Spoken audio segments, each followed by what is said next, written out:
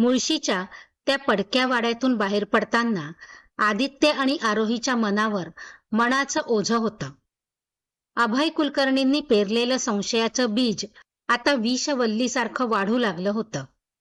आदित्यच्या हातात ती छोटी चावी एखाद्या निखाऱ्यासारखी भासत होती. गाडीत बसल्यावर दोघंही बराच वेळ शांत होते. पाऊस थांबला होता, पण हवेत एक प्रकारचा जडपणा होता. आरोही, तुझा तुझ्या बाबांवर विश्वास आहे ना? आदित्यने स्टिअरिंग व्हीलवरची पकड घट्ट करत विचारलं. आरोहीने खिडकी बाहेर पाहत उत्तर दिलं. माझ्या बाबांवर माझा स्वतःपेक्षा जास्त विश्वास आहे आदित्य. पण प्रश्न बाबांचा नाहीये. प्रश्न सौरभ काकांचा आणि तुझ्या वडिलांचा आहे. जर अभय काका जे बोलले ते खरं असेल तर विचार कर, आपण कोणत्या वळणावर उभे आहोत. आदित्यने गाडी पुण्याच्या दिशेने वळवली. त्याला ठाऊक होतं की ही चावी कोणत्या तरी बँकेच्या लॉकरची असणार. त्याने चावीवरचं नाव बारकाईने पाहिलं. त्यावर एका जुन्या खाजगी बँकेचं नाव कोरलेलं होतं, जी बँक आता दुसऱ्या एका मोठ्या बँकेत विलीन झाली होती. दुसऱ्या दिवशी सकाळी आदित्यने आपल्या ओळखीचा वापर करून त्या लॉकरचा पत्ता शोधून काढला. ते लॉकर पुण्याच्या लक्ष्मी रोडवरील एका जुन्या बँकेच्या शाखेचं होतं. त्याने आरोहीला सोबत येण्यास सांगितलं. दोघांच्याही मनात धाकधूक होती. बँकेत गेल्यावर मॅनेजरने त्यांना जुन्या कागदपत्रांची तपासणी करून लॉकर रूममध्ये नेलं. चावी लावताना आदित्यचे हात थरथरत होते.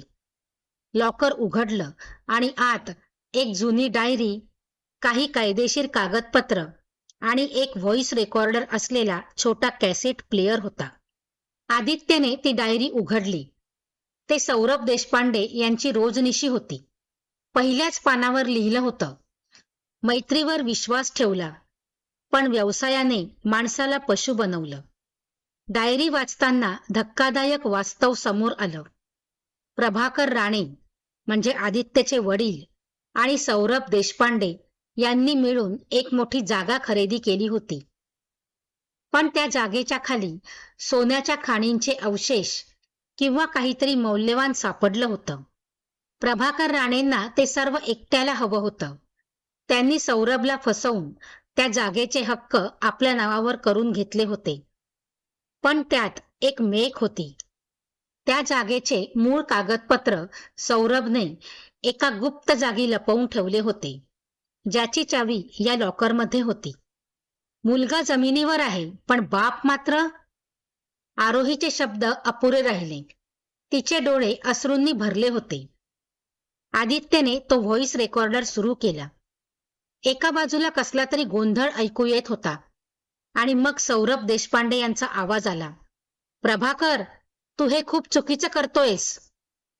मी तुला सगळं द्यायला तयार होतो, पण तू माझ्या कुटुंबाला मध्ये आणलंस.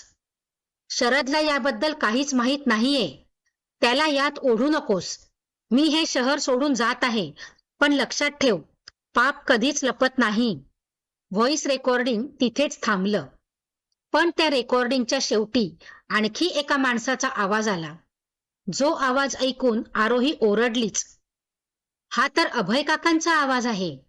रेकॉर्डिंगमध्ये अभय कुलकर्णी प्रभाकर राणेंना म्हणत होते, प्रभाकर, याला जिवंत सोडून चालणार नाही.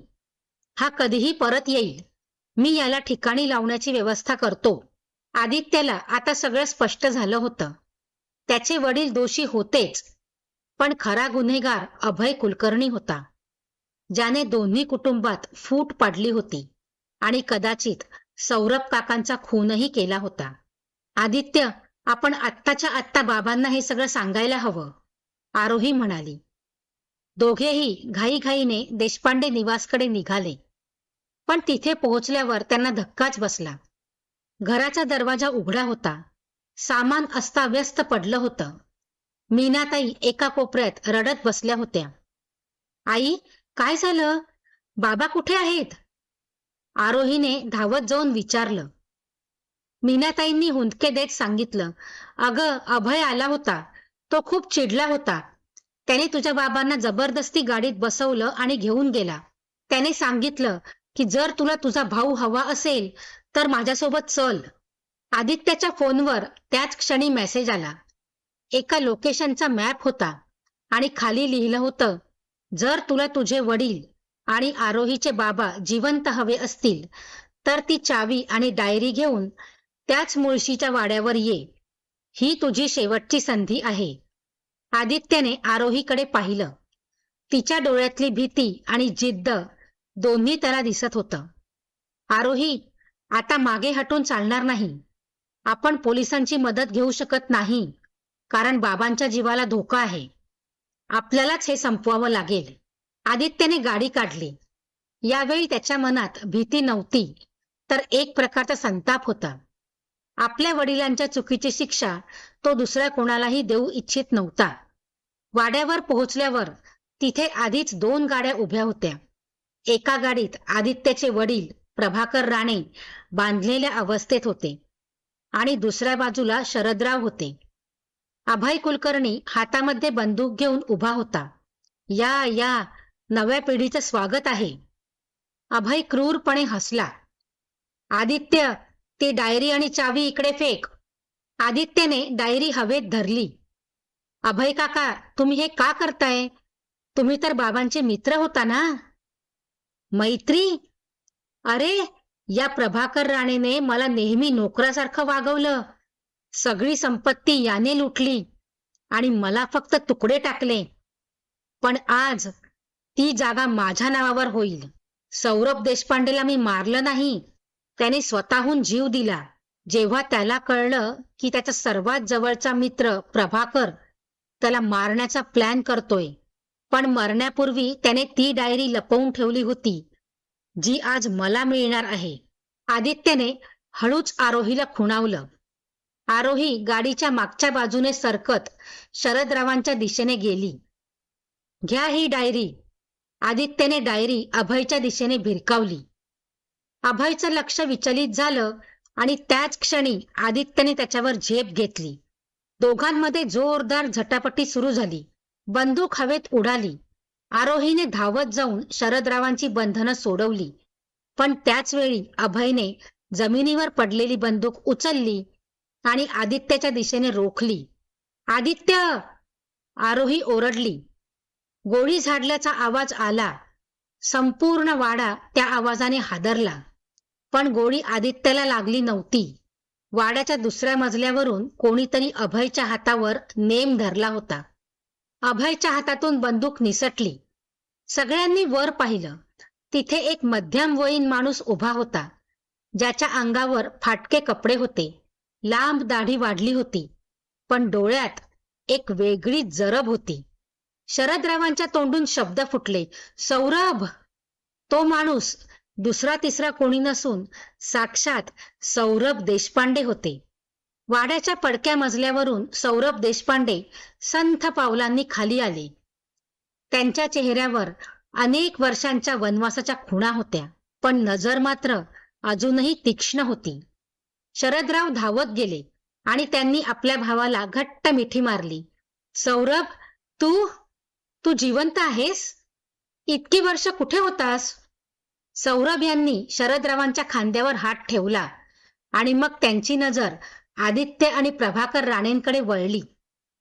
ज्या दिवशी अभयने मला मारण्याचा प्रयत्न केला, त्याच दिवशी मी ठरवलं की मी जगासाठी मृत असेन. मी पळून गेलो नाही शरद, मी इथेच होतो. मी समाजाच्या गर्दीत एक अदृश्य माणूस म्हणून जगत होतो. मी वाट पाहत होतो त्या दिवसाची, जेव्हा पाप पूर्ण भरेल.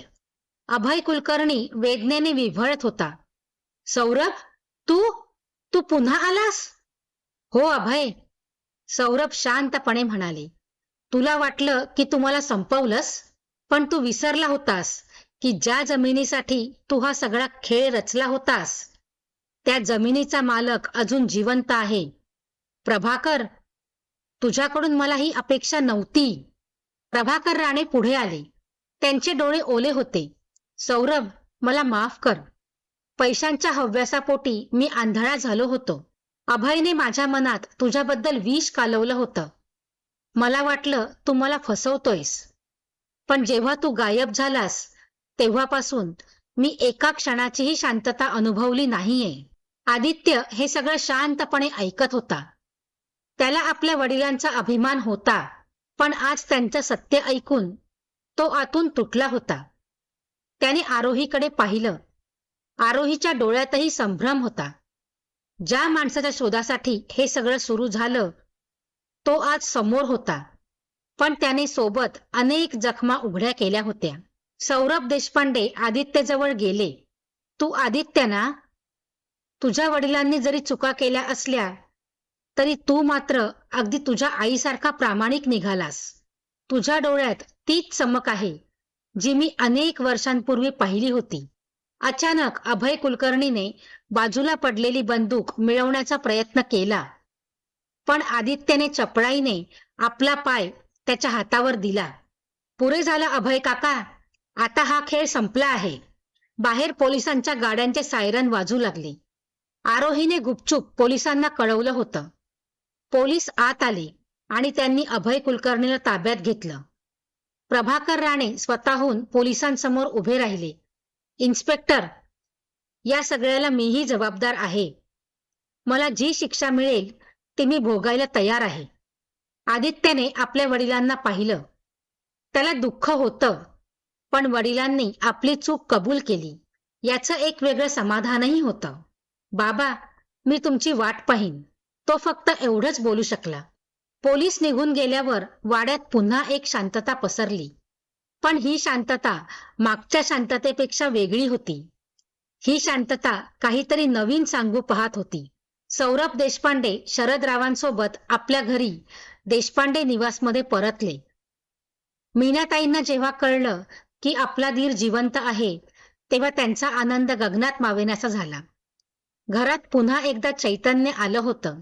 पण या सगळ्या धामधुमीत आदित्य आणि आरोही मात्र एकमेकांपासून थोडे लांब गेले होते. आदित्यला वाटत होतं की त्याच्या वडिलांच्या गुन्ह्यामुळे तो आता आरोहीच्या आयुष्यात राहण्यास पात्र नाही. तो न सांगता मुंबईला निघून गेला. आठवडा उलटला. आरोही रोज खिडकीत बसून आदित्यच्या मेसेजची वाट पाहायची, पण आदित्यचा एकही फोन किंवा मेसेज नव्हता. शेवटी तिने ठरवलं की ती स्वतः त्याला भेटायला जाणार. ती मुंबईत आदित्यच्या ऑफिसमध्ये पोहोचली. आदित्य आपल्या केबिनमध्ये बसून खिडकीबाहेर पाहत होता. आरोहीला पाहताच तो दचकला. आरोही, तू इथे? का? मी येऊ शकत नाही? तिने रागात विचारलं. आदित्य, तुला काय वाटतं? तुझ्या वडिलांनी काहीतरी केलं म्हणून मी तुला सोडून देईन? आपण वचन दिलं होतं ना की आपण एकमेकांच्या स्वप्नांना साथ देऊ? आदित्य खाली पाहत म्हणाला. पण आरोही, माझ्या कुटुंबाचा इतिहास हा इतिहास असतो आदित्य. आपण आपलं भविष्य घडवू शकतो.